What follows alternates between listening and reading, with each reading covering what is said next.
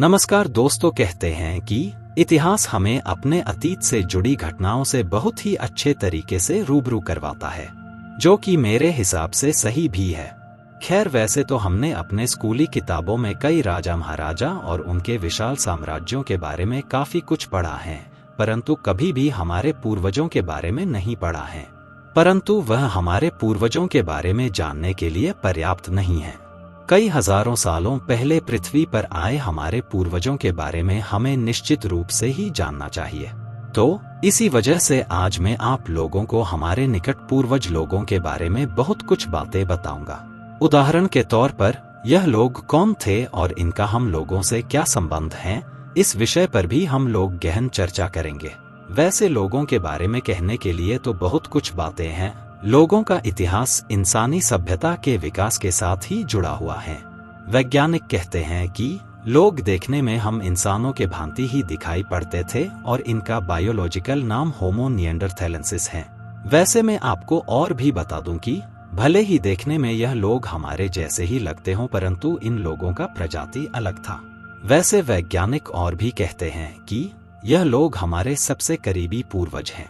इसके अलावा कई शोध के बाद यह पता चला है कि करीब 6,50,000 साल पहले इन लोगों के D.N.A में बदलाव आकर हमारा D.N.A बना था। इसलिए इन लोगों से हमारा आकृति बहुत ही ज्यादा मेल खाता है। इसके अलावा गौरतलब बात यह भी है कि इतने सारे सबूतों के बावजूद आज भी वैज्ञानिक इस दुविधा में फंसे हुए हैं कि आखिर कौन सी प्रजाति इंसानों का पूर्वज है। क्योंकि दोस्तों, नेअंदरथल लोगों के प्रजाति में कई अलग अलग और छोटे छोटे उप प्रजातियां भी शामिल थी। तो ऐसे में आज भी यह कह पाना मुश्किल है कि आखिर कौन सी उप प्रजाति इंसानों का सटीक पूर्वज है। इसके ऊपर अभी भी कई सारे शोध चल रहे हैं। लोगों का विकास काफी लंबे समय तक चला, क्योंकि यह एक विकसित प्रजाति के तौर पर पृथ्वी पर आई थी।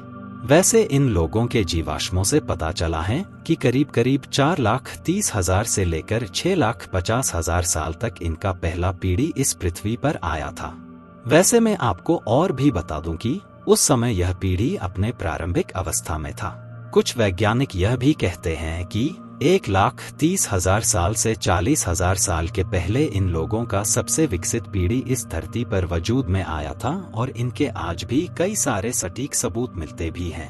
अब लोगों के मन में यह सवाल जरूर ही आ रहा होगा कि आखिर इतने साल पहले आए यह लोग पृथ्वी के किस जगह पर रहते थे। तो दोस्तों सुनिए, यह प्रजाति मूल रूप से यूरोप का है। आज भी वैज्ञानिक कई यूरोपीय देशों के अंदर इनका कंकाल और जीवाश्म पाते हैं। वैसे अधिक जानकारी के लिए बता दूं कि एशिया के कुछ हिस्सों में भी इन लोगों का जीवाश्म पाया गया है, जो कि करीब 4 लाख साल पुराने हैं। अगर आप इन लोगों के जीवाश्म के मिलने की जगहों के ऊपर गौर करें तो यह पश्चिमी देश पुर्तगाल और वेल्स से लेकर पूर्वी रूस के साइबेरिया तक जाता है। तो ऐसे में कहा जा सकता है कि यह लोग अपने समय के हिसाब से काफी ज्यादा विकसित रहे होंगे। वैसे यहाँ पर और एक बात पर आप लोगों का ध्यान केंद्रित करना चाहूंगा कि यह लोग एक निर्धारित जलवायु में रहने के आदी थे। कहा जाता है कि करीब 60,000 साल पहले यह लोग साइबेरिया और इंग्लैंड जैसे सर्द इलाकों में रहते थे, परंतु इसके विपरीत लगभग 1,20,000 पहले यह लोग इटली और पुर्तगाल जैसे गर्म जगहों पर रहना पसंद करते थे। इसलिए वैज्ञानिक आज भी इस संशय में हैं कि क्या सच में जलवायु में परिवर्तन ही इन लोगों को एक से दूसरे जगह पर जाने के लिए मजबूर कर दिया होगा, या इसके पीछे अन्य कोई वजह होगी। खैर, इसके ऊपर कुछ जीव विज्ञानी कहते हैं कि क्रमागत विकास के दौर में पृथ्वी के जलवायु में भी कई उतार चढ़ाव आए, जिससे इन लोगों का एक से दूसरे जगह पर जाना स्वाभाविक हो गया। अगर हम बारीकी से लोगों के जीवाश्मों को देखें तो हमें पता चलेगा कि आज के इंसानों के मुकाबले उनके जीवाश्म में कई छोटे छोटे असमानता मौजूद हैं। नेअंदरथल लोगों का खोपड़ी लंबा होता था और इनके भौहें इंसानों के मुकाबले ज्यादा बड़े थे। इसके अलावा इनका मुख भी हम लोगों से काफी ज्यादा अलग था। इनके मुख का केंद्र का हिस्सा बाहर के तरफ निकला हुआ रहता था और इनका नाक मुख के हिसाब से बहुत ही ज्यादा बड़ा था। उनके दांत आज के इंसानों के दांत के मुकाबले काफी लंबे और तेज थे। लोगों के पास आज के इंसानों के भांति कोई ठुड्डी नहीं था। अगर हम नेयंदरथल लोगों के शरीर की बात करें तो इनका शरीर काफी शक्तिशाली मांसपेशियों से भरा हुआ था। ऊंचाई के हिसाब से यह 1.5 मीटर से लेकर 1.75 मीटर तक होते थे। इसके अलावा इन लोगों का वजन करीब 64 किलोग्राम से लेकर 82 किलोग्राम तक होता था। वैसे इसके अलावा इनका कमर आज के हिसाब से काफी ज्यादा चौड़ा होता था।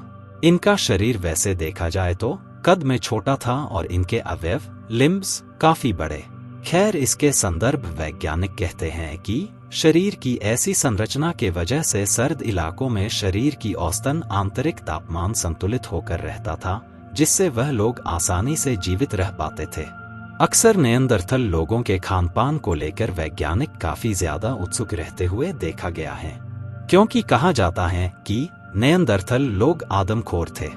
जी हाँ, कई जीवाश्मों से यह पता चला है कि यह लोग काफी ज्यादा मांस खाते थे। हिमकाल में जब पेड़ पौधे नहीं थे तो यह लोग बड़े बड़े जीवों को मारकर खाते थे। इसके अलावा मैं आपको और भी बता दूं कि यह लोग समय समय पर खाने की कमी के कारण अपने ही कबीले के लोगों को भी खा जाते थे। वैज्ञानिकों को यह भी पता चला है कि इन लोगों के जीवाश्मों के अंदर कुछ मात्रा में पेड़ पौधों की भी मौजूदगी मिली है। खैर, कुछ वैज्ञानिक यह भी कहते हैं कि यह लोग समय समय पर फंजाई भी खाते थे। कई जगहों पर इन लोगों के जीवाश्म में आसपास समुद्री जीवों का भी जीवाश्म मिला है, जिससे यह प्रतीत होता है कि यह लोग समुद्री जानवरों को भी खाते थे। वैसे और एक बात ध्यान देने वाली है कि इन लोगों का अंदरूनी स्वर पेटी का संरचना करीब करीब इंसानों के भांति है, तो अनुमान लगाया जा सकता है कि यह लोग भी हमारे तरह बातचीत करते होंगे। खैर, इस बात की पुष्टि अभी तक नहीं हो पाई है। दोस्तों, अगर ये नॉलेज अच्छा लगा हो तो वीडियो को लाइक करके चैनल को सब्सक्राइब जरूर करिएगा। फिर मिलेंगे नेक्स्ट वीडियो में। जी धन्यवाद।